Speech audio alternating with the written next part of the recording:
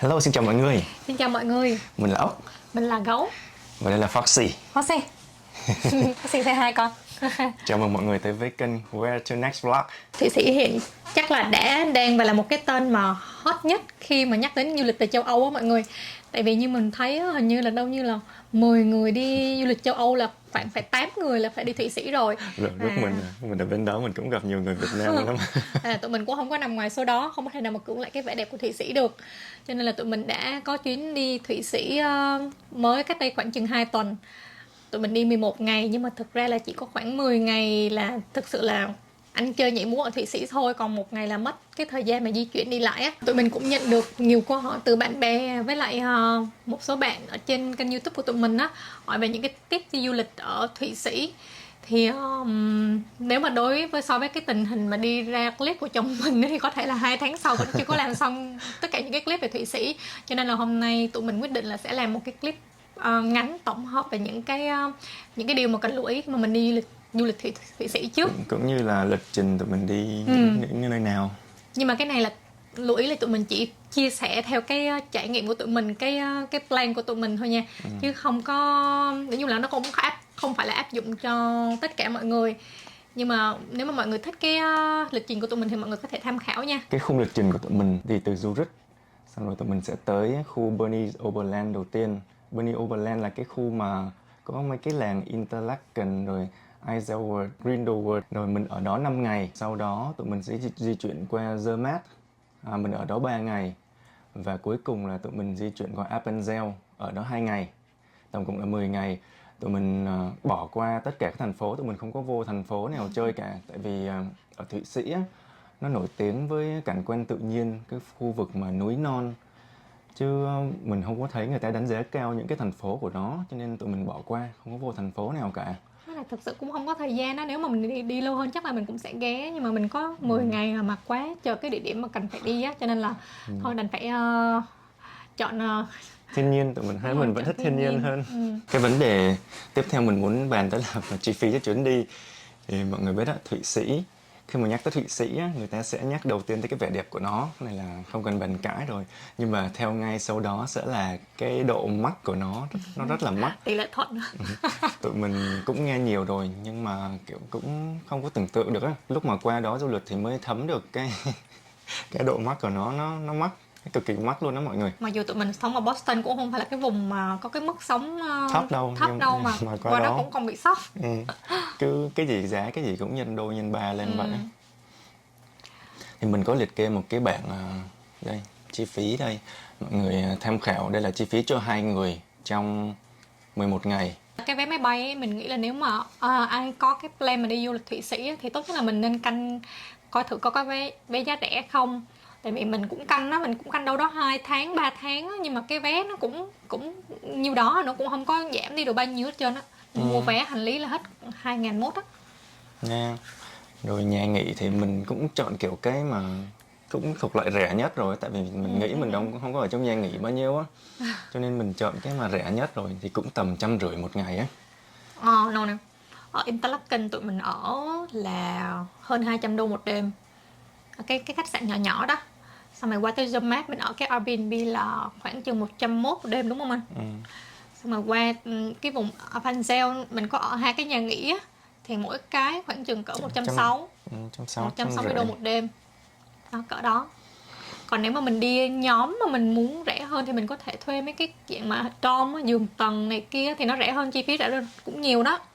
Cũng nhiều đó. Nói chung là nó có nhiều mức giá, mọi người biết không? Rẻ cũng có, không phải là rẻ quá nha.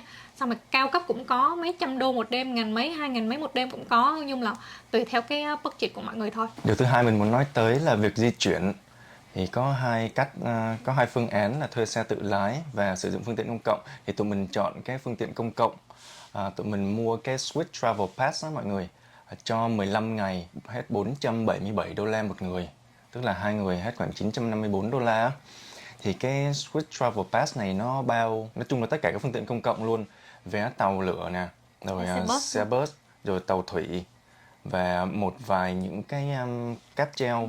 Một điều nữa là ai mà sở hữu cái pass này á thì sẽ được giảm giá cho tới 50% mấy cái cáp treo mà lên những cái đỉnh núi Ví dụ như là chân Frau Job, cáp treo của tư nhân á, là sẽ được giảm giá đến tùy 50%. chỗ. Có chỗ giảm 20%, có chỗ giảm 25%, có chỗ giảm 50%. Sẽ tiết kiệm được rất là nhiều.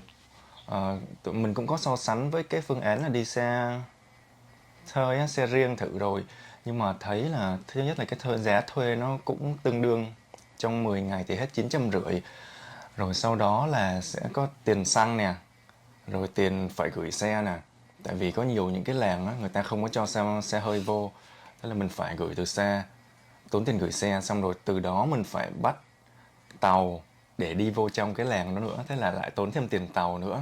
Trong khi mình đâu có sử dụng xe mấy ngày đó đâu. Trong khi xe rất là hạn chế, không có sử dụng được nhiều.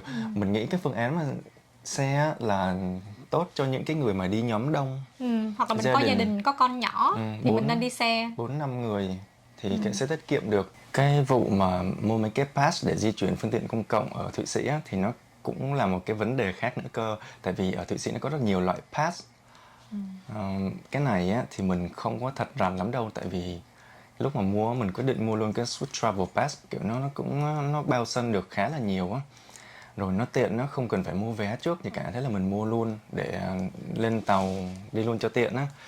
Nhưng mà nếu mà mọi người muốn tiết kiệm hơn nữa thì có thể nghiên cứu các loại pass Từng rồi. vùng. Tại vì muốn tiết kiệm như vậy, mọi người phải lên một cái lịch trình thật là chính xác luôn, là ngày nào đi đâu để mà mình lên mình đặt vé trước á, rồi so sánh trong cái lịch trình đó thì mình có những cái đoạn nào hết bao nhiêu tiền, mọi người phải liệt kê ra, sau đó là tính xem Tổng cộng phải không? tổng cộng rồi với mỗi loại pass á, thì mình sẽ tiết kiệm được bao nhiêu, rồi cuối cùng lòi ra cái chi phí á, thì mọi người mới biết được là cái vé nào, cái pass nào là phù hợp nhất cho mình. Nhưng mà mình thì không có tính nổi tới đó, cho nên mình mua đại cái Swiss Travel Pass luôn, tiện nhất, hơi mắc tí xíu nhưng mà tiện, với tụi mình di chuyển cũng nhiều á, cho nên dù sao thì cái tiền mua cũng bù lại được cái tiền tàu rồi. Nhưng mà tùy trường hợp của mỗi người mỗi khác, mọi người có thể tìm hiểu hơn về cái vụ pass của Switzerland trên mạng nha. Hơi bị nhức đầu nha.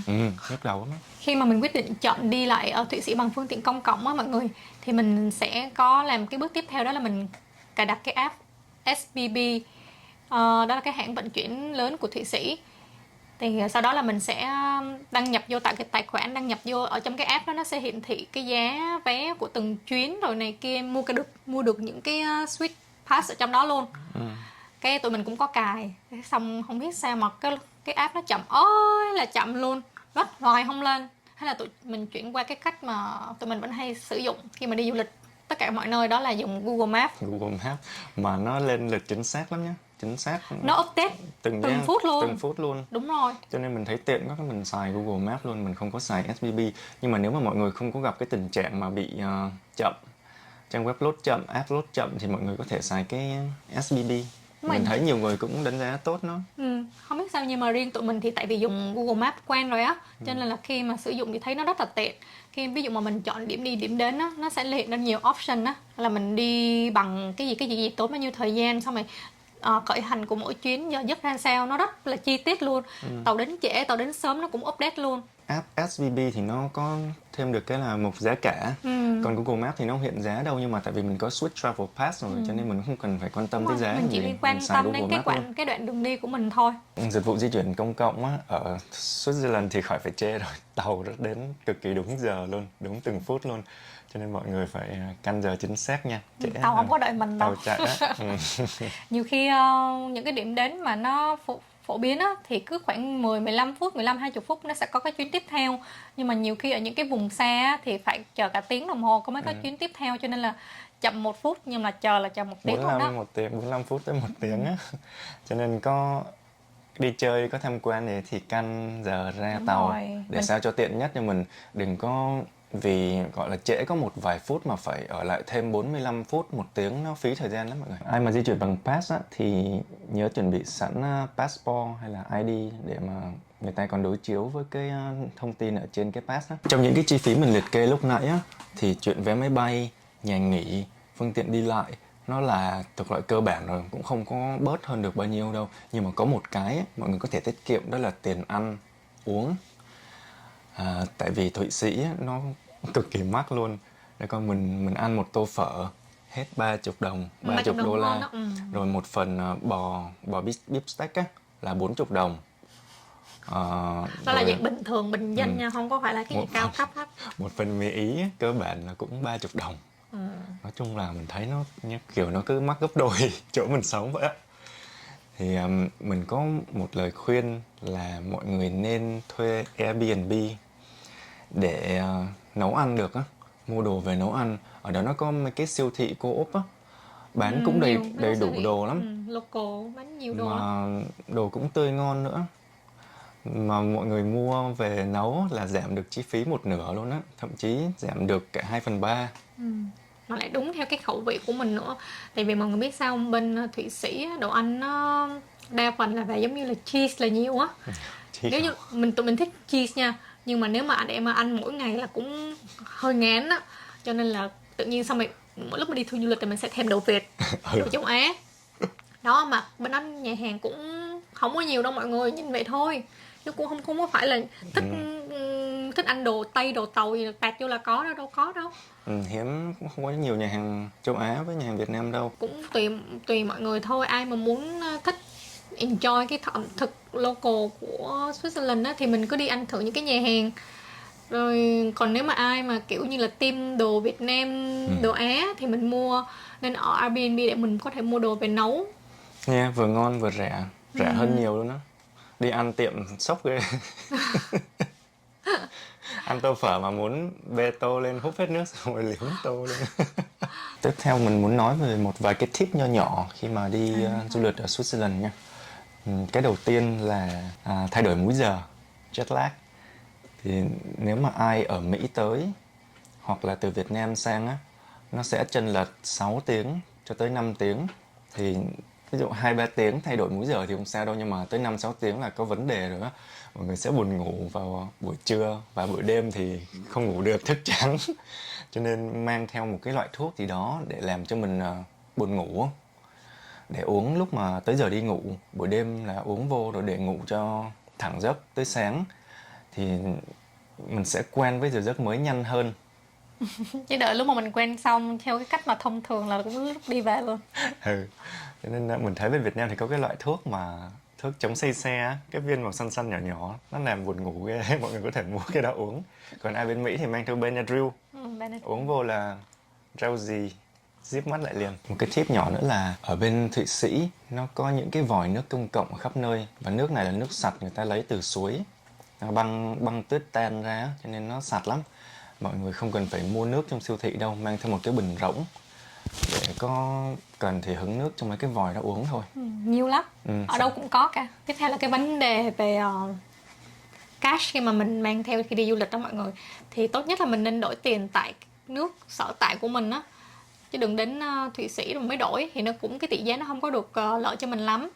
Với lại khi mà mình đổi tiền mình nhớ là phải đổi thêm tiền xu nữa nha. Đây là một cái lỗ mà tụi mình mắc phải.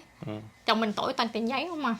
Cái đến lúc đi vệ sinh, tại vì đi vệ sinh ở Thụy Sĩ hoặc là như là cũng nhiều nước ở châu Âu là mình phải trả tiền á. Thực ra thì cũng nhiều nhà vệ sinh ở đó cũng không có thu tiền đâu. Với lại trên tàu cũng có nhà vệ sinh rồi, nhưng mà đôi khi tai Khủng nạn. khiếp á, đúng rồi. Ví dụ đang đút nước sôi lửa bỏng xong mình đi vào nhà vệ sinh nó cứ đòi tiền mà không có một xu trong túi. Tụi mình rơi vào cái hoàn cảnh đó là tại vì hôm đó đang đợi tàu thủy á. Thì một chuyến cách nhau khá lâu, cách nhau tới 45 phút, một tiếng là. Thế là mắc quá, mà cái nhà vệ sinh ở đó thì nó đòi tiền. Bao nhiêu tiền em? 25 sen hay 50 sen gì đó. Thế là Không đáng bao nhiêu, nhưng mà lại không có tiền xu. em có rất nhiều tiền mà toàn là tiền lớn không có tiền xu. Đau khổ. Nên mọi người lưu ý đổi một xíu tiền cắt để phòng trường hợp mà bất trắc. Lưu ý tiếp theo là cái giờ vận hành của cáp treo. Tàu, mấy cái train á thì nó cũng vận hành trễ lắm, tới 10 giờ 9:30-10 giờ. Nhưng mà mấy cái cáp treo lên mấy cái đỉnh núi á thì người ta đóng cửa sớm, tới tầm 8 giờ đổ lại là đóng cửa hết rồi. Nay thì thường như cỡ 6 giờ nè, 6 giờ 6 rưỡi là cái chuyến cuối cùng á mọi người. Cho nên mọi người mà đang ở trên đỉnh núi hoặc là đang ở phía dưới mà có thuê khách sạn ở trên núi, nói chung là cần di chuyển giữa đỉnh núi và đồng bằng á, thì nhớ coi cái giờ cuối cùng, một chút. cái chuyến cuối cùng của cáp treo nha. Tại vì mình biết có trường hợp thuê khách sạn ở trên đỉnh núi xong rồi tới Cáp Treo không kịp á, thế là không có khách sạn ngủ luôn tại vì con đó người ta book hết rồi. Đúng rồi, Thế là bọn mình mém bị như vậy luôn nha mọi người. cái bạn đó ngủ ngoài buổi đêm luôn. Cái gì? Ngoài gì? Ngoài trời Khách hả? sạn ngàn Ngoài sao trời. ngoài trời. Thế là phải bân đồ ấp, mặc chục lớp vô. Ồ. Tại vì buổi tối ở đó cũng lạnh lắm, ban ngày thì mát mát thôi, 23 độ, 22 độ, nhưng mà buổi tối nó xuống tới 15, 16 độ C Đúng lận. rồi. Ngủ sao mà nổi. Cái này là hơi bị đau tim nha mọi người. Hai đứa mình bị một lần như vậy luôn. Mém nữa mà không kịp cái chuyến mà cáp treo cuối cùng là hai đứa mình phải cuốc bộ lên trên đỉnh núi rồi. Cái này để tí trong cái phần lịch trình Đúng rồi. mình kể chi tiết cho nghe. Một cái tip tiếp theo đó là ga tàu thường là nó sẽ có locker để hành lý á. Ví dụ như tụi mình cần cái đó tại vì trong cái chuyến cuối cùng ấy, 2 cái ngày cuối cùng mà tụi mình đi qua Appenzell á, là tụi mình ở trên cái nhà nghỉ trên núi, cho nên sẽ còn phải hike lên, cho nên sẽ không có thể nào mà xách nguyên một đống đồ nặng nề theo được. Bởi vậy mình ghé qua ga tàu, mình thuê cái locker, mình gửi đồ ở đó. Một lưu ý tiếp theo là về những cái thiết bị điện. Cái ổ cắm ở bên Thụy Sĩ nó khác, thì mọi người phải lưu ý mang theo cái cục adapter này để mà chuyển đổi những cái đầu cắm nha. Ở bên châu Âu với Thụy Sĩ á, thì nó Dùng ổ tròn. là cái ổ mà hai cái chấu tròn vậy nè, mà nó phải dài một tí xíu nha, tại vì cái ổ cắm ở Thụy Sĩ nó thụt vô trong một tí xíu á, cho nên cái chấu nó phải dài như vậy thì nó mới chọc sâu vô tới. Tiếp theo là về vấn đề rất quan trọng khi đi du lịch, đó là wifi. Kết nối. Đúng rồi. Tụi mình mang theo một cái cục, cái này mình mới mua thôi, mình mới mua ở bên Mỹ, cái cục mà wifi di động á. Xong mình mua cái gói của người ta, cho bao nhiêu gig, bao nhiêu tiền ở những cái vùng cụ thể như thế nào. Cái này thì mình thấy nó cũng dễ thôi. Có thể là nếu mà mình ở Việt Nam, mình thấy có mấy cái dịch vụ mà cho thuê cái router này, cái router đi du lịch á, mình thuê từ Việt Nam, xong mình xài được khắp từ Mỹ qua tới châu Âu này kia luôn, cũng hay chứ hả. Còn nếu như mà mình thuê, mình đến đó mình thuê, mình đến Thụy Sĩ mình thuê thì giá đâu có, đó khoảng chừng trăm mấy cỡ đó. Yeah. Thế nên là mọi người cân nhắc xem. Có nhiều cách để dùng lắm, có nhiều cách để kết nối wifi lắm, nhưng mà cái này là cái phần không thể thiếu. Yeah, để mà search đường tàu đi á. Đúng rồi. Nhưng mà tàu không có đợi mình, mà mạng không có chạy theo là không có kịp đâu. 3G là chậm lắm. Đúng rồi, mình xài roaming cũng được nhưng mà nó chậm á, cho nên là mình xài mạng của cái nơi đó thì nó tiện hơn. Việc xài wifi ở sân bay, nó có nhiều cái lựa chọn, ví dụ như là đăng nhập bằng điện thoại, đăng nhập bằng cuộc gọi, nhưng mà mình thử hai cái đó rồi không được, thì mình sẽ thử cái thứ ba, đó là đăng nhập bằng boarding pass. Thì nó có mấy cái máy scan boarding pass ở trong sân bay á, cái danh sách mình cũng để ra đây là mọi người tham khảo. Thì chỉ cần lấy cái boarding pass của mình ra scan, người ta sẽ in cho mình là cái code để vô wifi thôi. Tip nho nhỏ nhưng mà nhiều khi cũng quan trọng lắm. Nếu mà mọi người ra check in sớm, có cả 2-3 tiếng rảnh như tụi mình á, thì lấy ra mà xài. Wifi free mà, tội gì không xài đúng không? Theo nữa cũng là một cái phần quan trọng, đó là về trang phục khi mà mình đi du lịch. Thì mọi người cũng biết là Thụy Sĩ có quá nhiều nơi sống ảo, cho nên là nếu mà mình tùy theo cái địa điểm mà mình tới thì mình sẽ lựa chọn cái trang phục sao cho nó phù hợp á. Ví dụ mình đi những cái làng như là Interlaken hoặc là Grindelwald á, nó đẹp như vậy mà nó cũng không cần phải di chuyển quá nhiều á, không phải hiking gì hết, thì mình có thể mặc xúng xính váy hoa này kia cho lên hình cho nó đẹp. Nhưng mà nếu mà mình đi những cái nơi mà nó xa, mà phải đi hiking 2-3 tiếng hoặc hơn như vậy á, thì mọi người chắc là nên mặc đồ mà cho nó thoải mái một chút, như là đồ mình quần legging, xong rồi áo phông chẳng hạn, Áo khoác nữa. Đúng Trong rồi. trường hợp là tại vì ở Thụy Sĩ cái giải nhiệt độ nó dao động cũng khá là nhiều. Ở dưới đồng bằng á thì nó sẽ ấm hơn, nhưng mà lúc mà lên trên núi cao á, Gió. vừa gió vừa lạnh, mà đặc biệt lúc mà mình lên cái đỉnh Jungfrau á, là đỉnh núi tuyết luôn, nó lạnh hơn nhiều. Cho nên là ai cũng nên mang theo một cái áo phao ha, cái áo phao nhẹ nhàng á, để mình mặc, mình cầm theo, mình phòng hờ trong trường hợp mình gặp gió Lạnh là khoác á. vô thôi. Đúng rồi, với lại áo mưa nữa, tại vì Thụy Sĩ nó cũng hay mưa bất chợt á. Nhưng mà mưa rào thôi, cũng không có đến nỗi nào mưa quá thì mình trú. Nhưng mà nếu mà ai mang được cái áo mưa nhẹ nhàng thì cũng nên mang. Bây giờ vô phần quan trọng, phần chính là cái lịch trình chi tiết của tụi mình trong 10 ngày. Ngày 1, ngày 2. Tại vì cái ngày đầu tiên tới á, tụi mình cũng mệt á, cũng không còn sức nhiều. cho nên cũng chỉ đi loanh quanh đó thôi. Cho nên tụi mình gộp ngày 1, ngày 2 vô làm cái ngày khám phá cái vùng Interlaken luôn. Tụi mình đi làng Isleworth, là cái làng mà có cái cầu tàu nổi tiếng á, cầu tàu trong cái phim Crash Landing on You á mọi người. Vợ mình thì kiểu cũng không có muốn xếp hàng, tại vì ra đấy thì phải đợi lâu mà. Mọi người nhớ là nếu mà mình đi đến những mà cái nơi mà nổi tiếng như vậy á, thì thứ nhất là mình phải nên đi sớm thiệt sớm, lúc mà chưa có ai á, là ví dụ như lúc mà mặt trời mọc chẳng hạn, là vừa đẹp vừa không có ai hết, tha hồ chụp hình, nhưng mà cái lúc đó tàu chưa có chạy. Còn nếu không á, mọi người đi những cái nơi đó thì mình phải chấp nhận xếp hàng thôi, tại vì hàng đông lắm, nhiều khi phải chờ nửa tiếng, 45 phút, 1 tiếng hoặc hơn cũng có nữa. Đấy, ở chỗ này mình có một cái kỷ niệm không vui, đó là bị một cái ông kia, ông phàn nàn trong khi mình đang chụp hình giùm người khác, chứ không phải chụp hình cho mình nữa, mà ông kiểu ông đợi lâu, thế ông chửi mình tức ghê. Trong khi người ta mới tới, hai đứa mình chờ đâu đó 45 phút rồi. Ừ. Mà nói chung là ai cũng vui vẻ, tại vì nó là nơi công cộng mà mọi người đâu có ai quy định là giờ giấc là mà chỉ đứng đó chụp hình 5-10 phút gì đâu. Cho nên là mọi người cứ tha hồ chụp hình thôi, mà ai cũng trong cái tâm trạng vui vẻ. Chỉ có riêng cái gia đình đó là kiểu có con nít á, cho nên là người ta thấy nó lăn xăng qua lại mà người ta đợi lâu quá cái người ta sốt ruột á. Cho nên mình nghĩ cái này cũng quan trọng, nếu mà mình nhắm mình đợi được á thì mình nên đi, còn nếu không thì thôi có thể bỏ qua đến một cái ngày khác mà nó vắng vẻ hơn, chứ mà nó công đứng đợi lâu xong rồi mình không vui, xong rồi nó cũng không có tốt. Yeah. Xong rồi sau đó tụi mình leo lên tàu thủy đi qua một cái thác ở bên cạnh. Một đống thác luôn chứ không phải một cái. Gisbach. Rồi sau đó lại lên tàu đâm qua cái làng Brian bên cạnh, rồi đi chui vô cái đường Brungas rất là đẹp. Ở chỗ này mình nghĩ là mọi người nên ghé, tại vì cái con đường được mệnh danh là một thời là con đường đẹp nhất châu Âu đó. Tụi mình có ghé qua lâu đài Oberhofen ở bên Hồ Thân một tí xíu nữa thôi. Nó vậy là xong 2 ngày đầu chỉ loanh quanh khám phá cái khu Interlaken thôi. Sang ngày thứ 3 là tụi mình bắt đầu đi sâu hơn vô trong, về phía những cái khu vực núi tuyết. Điểm đầu tiên tụi mình đến đó là Lauterbrunnen. Đây là một cái làng nằm hay lắm. Nó nằm ở một cái thung lũng mà ở hai bên á, là hai cái vách núi cao ơi cao luôn. Rồi trên cái vách núi đó có một đống những cái thác nước nhỏ nhỏ đổ xuống á. Tụi mình đi mùa hè thì chỉ không còn nhiều thác nữa. Nước cạn hết trơn. Nước cạn rồi, nhưng mà ai mà đi mùa xuân lúc mà băng tuyết nó mới tan ra là cả chục những cái thác nước từ trên mấy cái vách đá đó đổ xuống. Đẹp ha. Siêu đẹp luôn. Tiếp theo mình đi lên cái làng Wengen, đi đường sắt lên á, thì nó cũng bao gồm trong Swiss Travel Pass, rồi mình không phải trả tiền cho cái chuyến lên này. Mình lên làng Wengen là một cái làng nhỏ xíu thôi, ở trên gọi là lưng chừng núi. Làng này cấm xe máy, cấm xe hơi. Cấm xe hơi, chỉ cho xe điện chạy thôi, cho nên nó rất là yên tĩnh, phù hợp cho những cái người mà muốn sự yên tĩnh, Nghỉ dưỡng.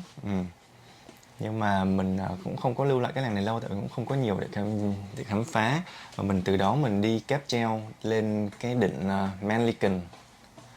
Thì từ đây là mình bắt đầu là núi với cái đỉnh núi tuyết á. 3 cái đỉnh núi tuyết lớn nhất là nó đã hiện ra trước mặt mình rồi. Đẹp. Đỉnh Eiger, Monk với lại Jungfrau. Mà trên này đẹp lắm, view nó thoáng, mình nhìn xuống dưới thì thấy cái thung lũng, cái làng Lauterbrunnen. Rồi nhìn qua bên này thì thấy núi tuyết, rồi nhìn xa ra thấy cả Interlaken nữa. Nên mình highly recommend là mọi người nên lên cái đỉnh này để ngắm núi tuyết. Từ khi tham quan một hồi thì tụi mình vòng ngược lại xuống cái làng Lauterbrunnen. Đọc tên thôi mà Líu lưỡi nãy giờ mấy lần. Rồi từ Lauterbrunnen mình đi lên cái làng tiếp theo ở bên phía bên kia của thung lũng là làng Mürren. Cái làng này thì đẹp lắm nè. Cái làng mấy cái nhà trên này đẹp ơi đẹp luôn. Nhà ai cũng mà đầu tư trau chuốt, trồng bông trang trí. Rồi nó nằm ở ngay bên cái vách đá mà nhìn xuống làng Lauterbrunnen á. Nó siêu đẹp luôn. Mà tụi mình chỉ có 2 tiếng ở đó à. Tại vì cái cáp treo nó đóng cửa sớm á, 7:58 phải không? Đúng rồi. Là cái chuyến cuối cùng rồi. Mình muốn lên đây để ngắm hoàng hôn á. Hoàng hôn. Nhưng mà rất tiếc là hoàng hôn nó lại sau cái giờ mà chuyến tàu cuối, thế là tụi mình cũng không có lưu lại đây được nhiều. Tốt rồi. Thế nên là cái làng này rất là đẹp, cũng phù hợp với những ai mà thích nghỉ dưỡng yên tĩnh á. Đường vắng hoe luôn, chỉ có người đi bộ thôi, không có một cái xe chạy. Rất là đẹp. Chồng mình hôm đó mắc cười lắm mọi người, đi ăn xong họ đi xuống còn có mấy phút nữa là tàu chạy, thế là hai đứa họ phóng như bay véo xuống, xong rồi trên đường đi thì thấy mặt trời bắt đầu đỏ đỏ lên rồi. Đẹp quá muốn dừng lại chụp hình mà không dám, run, trong lòng run. Yeah, trễ phát là không biết sao xuống luôn. Leo xuống thôi. Sang ngày thứ tư, tụi mình đi tiếp tục khám phá ở cái nhánh bên kia, đó là cái làng Grindelwald. Cái làng này thì nổi tiếng rồi, mình nghĩ là ai tới Thụy Sĩ mà cũng phải đi qua đây hết trơn á. Cái làng này đẹp lắm. Nó khá là phát triển nhé, nó không còn cái vibe mà kiểu vintage cổ kính như mấy cái làng nhỏ nhỏ hơn, nhưng mà được đổi lại thì nó rất là tiện lợi, phù hợp cho những ai mà thích cái không khí nhộn nhịp một tí xíu, nhưng mà nó vẫn đẹp, vừa sống ảo mà vừa nhộn nhịp mà Vừa tiện lợi á, mình muốn cái gì cũng có, rất là nhiều tiện nhà lợi. hàng như kia. Chắc có cả co-op ở đấy nữa. Có mà. Tụi mình không có ở đây đêm nào cả, nhưng mà điều này mình cũng hơi tiếc. Cho nên nếu mà có chuyến sau á, tới đây một lần nữa thì mình sẽ ở đây 2 đêm. Đúng rồi, đáng nghĩa là mình nên chia ở Interlaken 3 đêm, ở đây 2 đêm chẳng hạn. Tại vì ở đây cũng đẹp lắm. Tụi mình chỉ chơi trong ngày được thôi, xong rồi đi về á. Buổi tối muốn ở lại chơi thêm, tại vì hàng quán nó cũng mở cửa trễ. Nhưng mà không có được, tại vì phải bắt chuyến tàu cuối về là Interlaken. Từ Grindelwald này thì tụi mình bắt đầu chia đôi con đường, mỗi người một hướng. Tại vì mà biết sao, hôm đó mình đi cũng hơi, ra khỏi nhà cũng hơi trễ. Cũng không có đủ thời gian nữa. Tụi mình mà sàng ràng là sẽ không có đi được 2 cái điểm mà mình muốn đi, cho nên tụi mình phải chia ra đi. Mình lên cái đỉnh núi tuyết Jungfrau Joch, còn vợ mình lên cái đỉnh First, cái đỉnh Jungfrau Joch đấy. Mọi người muốn lên thì trước hết phải trả 235 franc nha. Full price. Nếu mà mọi người có cái pass thì sẽ được giảm 25%. Tính ra thì mình chỉ phải trả 190 đô la thôi. Có 2 cách lên đó là mọi người đi bằng cái đường tàu. Cái đường tàu này thì có từ lâu rồi, người ta xây từ năm 1900 luôn rồi, và đi cũng lâu hơn một tí xíu. Còn cách thứ hai là đi bằng cáp treo. Cáp treo thì mới khai trương năm 2020 thôi, còn mới á. Mọi người đi cáp treo thì sẽ nhanh hơn, tiết kiệm được 45 phút, nhưng mà mình nghĩ là đi đường tàu sẽ thú vị hơn. Nếu mà có dư dại thời gian thì chắc là mình nên đi đường sẽ tàu. ngắm cảnh được trên đường đi á, nhưng mà mình hơi vội nên mình đi cáp treo cho nhanh.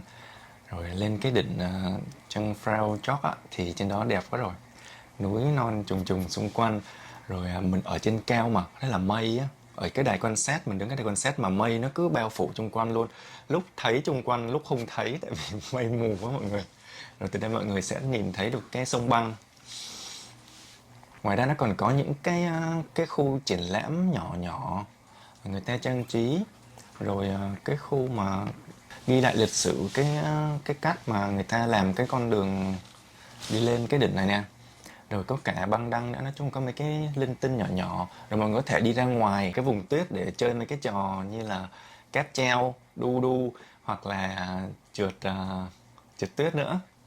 Rồi nếu mà ai mà thích khám phá hơn thì có thể hike từ cái trạm đó, mọi người có thể hike ra một cái hut, giống như là một cái nhà nghỉ, một cái trạm mà nhà nghỉ ở đằng xa cách đó vài dặm á. Nhưng mà mình không có thời gian cho nên mình chỉ cứ chơi loanh quanh ở cái đỉnh núi thôi.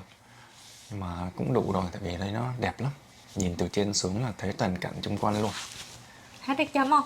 Hát nước chấm. Mọi người lên cái đỉnh này nhớ mang theo áo gió nha. Nó lạnh Nó lắm. lạnh á. Còn mình thì mình đi cái đỉnh còn lại của cái làng, từ cái làng Grindelwald đi lên đó là lại đỉnh First á. Nó cũng đẹp lắm, cái đỉnh này cũng đẹp lắm, nó không có cao bằng cái Jungfrau đúng không? Dĩ nhiên, Jungfrau là cao nhất rồi. Nhưng mà nó đẹp lắm mọi người ơi, trời ơi cái cảnh là mê ly luôn á. Cho nên là thấy rất là nhiều người lên nhảy dù á.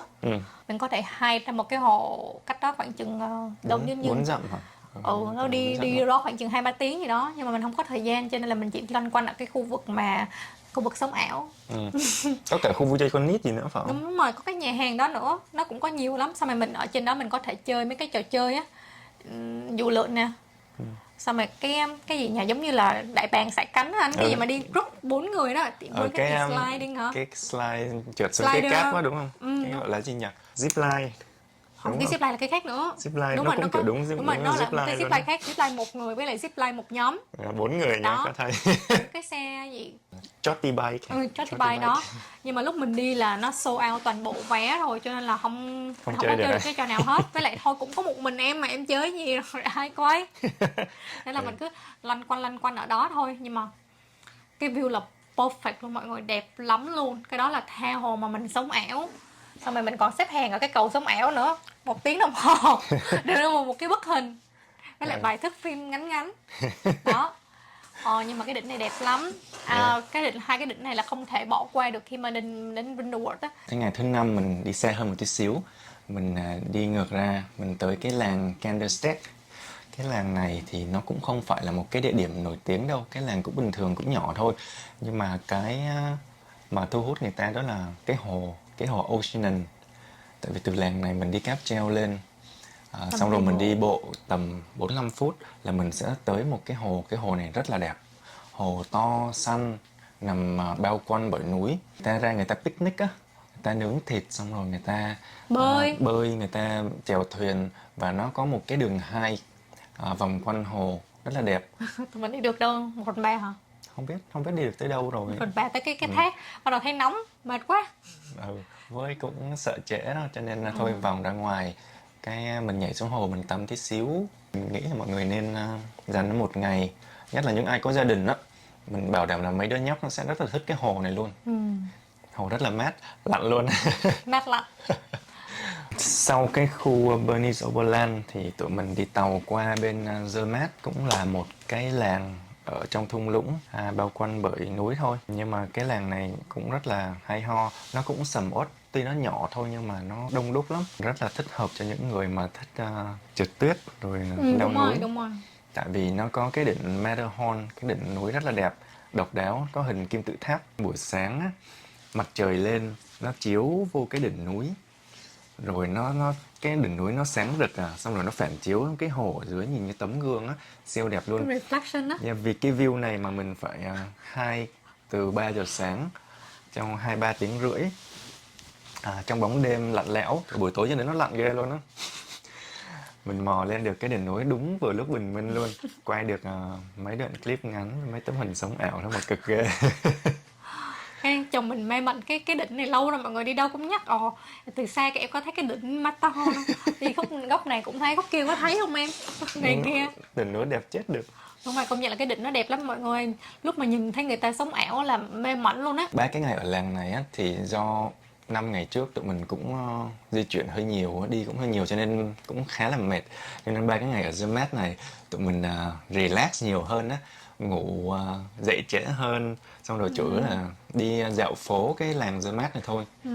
Ngắm mấy cái cửa hàng, mua sô-cô-la, chocolate Thụy Sĩ, Xong rồi ăn đặc uống biệt là thử ngon đó.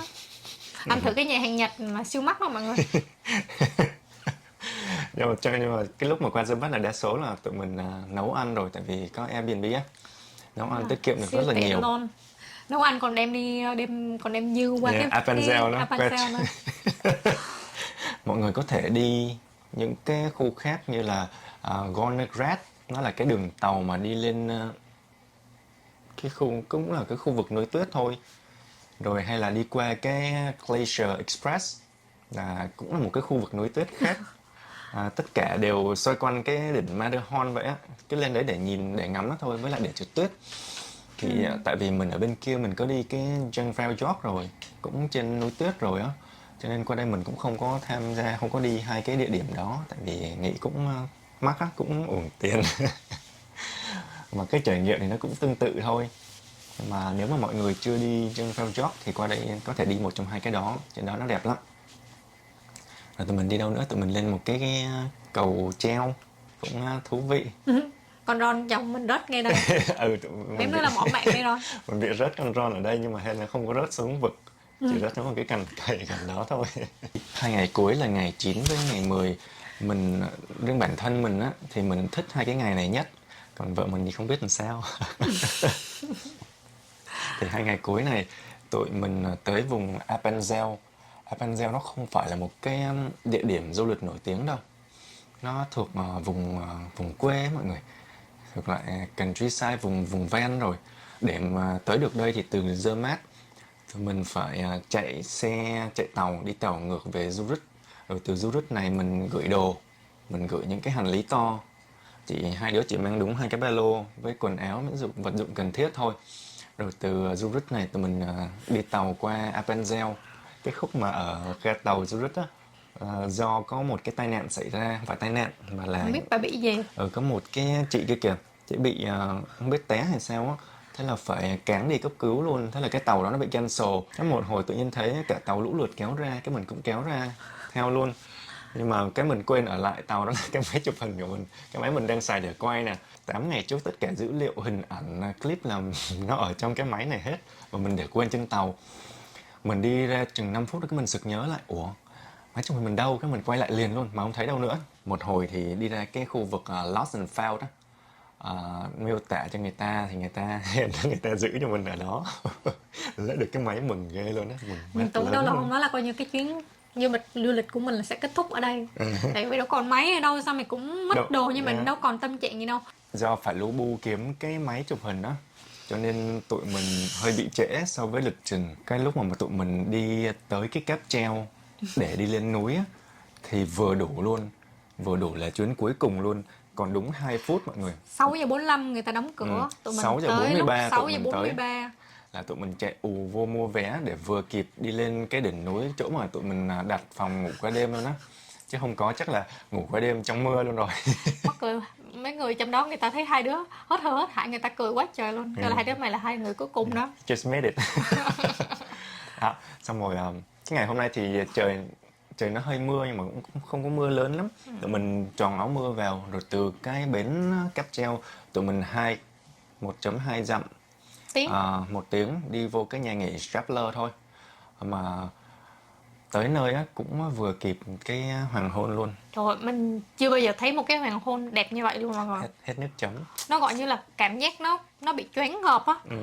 Nó mặt trời nó đỏ mà vừa đỏ vừa hồng vừa kem, mà nó ở quá gần mình, anh biết không? Lúc mà anh kêu em thấy ai cũng lũ lượt kéo ra, cái em cũng kéo ra, xui một cái trời thì mưa to, mình thì không có mang áo mưa, mặc có một cái áo cộc ra ngoài, thế là lạnh quá, vừa mới lú đầu ra coi được một xíu là phải giật ngược vô lại rồi. Có một mình đứng ở đó thôi. Anh có áo khoác mà. Rồi mà công nhận là chưa bao giờ thấy một cái hoàng hôn nào đẹp như vậy luôn. Rồi sáng hôm sau tụi mình còn dậy sớm nữa, ngắm bình minh cũng đẹp lắm. Nhưng mà cái là nó diễn ra rất là nhanh, mọi người mà muốn quay phim chụp hình là phải ra chuẩn bị trước, nhanh tay lên nhá. Sau khi ngắm bình minh xong tụi mình vô chuẩn bị, rồi ra ăn sáng một tí xíu. Bắt đầu 9 giờ tụi mình bắt đầu 9 giờ tụi mình bắt đầu hai cái Three Lake Trail, tức là đi qua ba cái hồ CFC, hồ Fallen với hồ Sam Deser. Cái trail này không phải là trail khó đâu, nó cũng bình thường thôi. Nó chỉ hơi dốc, với tụi mình kiểu mang hành lý cũng hơi nặng, máy chụp hình đồ này nọ, đi cũng hơi đuối. Trên đường đi gặp rất là nhiều người hay cùng mà ai cũng vượt qua tụi mình cả. Từ ông bà già cho đến gia đình của trẻ nhỏ. Người Thụy Sĩ, người ta ở vùng núi quen rồi mọi người ta không có bị ảnh hưởng bởi cái độ cao, chắc phổi người ta to hơn, người ta hít được nhiều oxy hơn á. Phải công nhận luôn nha, chứ cái đường mình đi mình thấy là các cái nhị vị phụ lão á, già rồi mà couple á, xong rồi đi hiking lên mà oh my god, họ rất là khỏe luôn á. Họ đi là thẳng băng một đường lên trên tới đỉnh luôn. Mình biết cái khu Appenzell này cũng khá là kén người, cho nên mình cũng chia sẻ về thôi. Cho những ai mà thích hiking thì có thể tham khảo cái lịch trình của tụi mình. Tụi mình cũng yêu thiên nhiên mà, nhưng mà nếu mà mọi người thích thành phố hơn thì có thể dành 2 ngày cuối này ra để đi vô Zurich chơi, hoặc là Lucerne hoặc là Bern, cái thành phố đó. Mọi người còn chần chừ gì nữa mà không book vé đi Thụy Sĩ liền. Trời, phải đi một lần trong đời mọi người ơi. Mình là từ hồi xưa là xưa là mình nhìn thấy hình Thụy Sĩ là mình đã ao ước là mình chắc chắn phải ghé Thụy Sĩ trong một lần trong đời. Đó là phải đi một lần trong đời, ít nhất là một lần trong đời, và cuối cùng là mình đã thực hiện được. Một cái nữa là mình cố gắng mình quay bằng cái máy cũng là thuộc loại xịn rồi, quay cũng đẹp lắm rồi, nhưng mà thực ra quay bằng máy không có cái máy chụp hình nào mà có thể thu được cái cảnh đẹp của Thụy Sĩ đâu. Ở ngoài nó đẹp hơn nhiều. Lần. Chỉ có mắt người mình mới cảm nhận được cái chiều sâu, rồi cái độ hùng vĩ, cái độ rộng lớn, những cái kích thước khổng lồ của những cái quả núi đấy đâu. Đúng rồi, cái đó em cũng đang định nói á, là khi mà mình đã thấy nó đẹp qua hình ảnh rồi nha, nhưng mà khi mà mình đến như là in person á, là tụi mình thật sự là bị choáng ngợp với cái vẻ đẹp ở đây. Thôi mình tạm biệt mọi người ở đây nha. Nếu mà mọi người có thắc mắc gì thì cứ comment ở dưới nhé, tụi mình sẽ cố gắng giải đáp trong cái gì coi như trong cái khả năng biết của tụi mình. Nếu mà mọi người thích nội dung mình chia sẻ thì subscribe, share, like like và comment. và comment ủng hộ tụi mình nha. Cảm Cảm ơn ơn mọi mọi người rất người. nhiều. Bye Oxy, bye bye con. bye. Ngừng gáy rồi. Oxy, bye đi, bye mọi người đi con. Bye.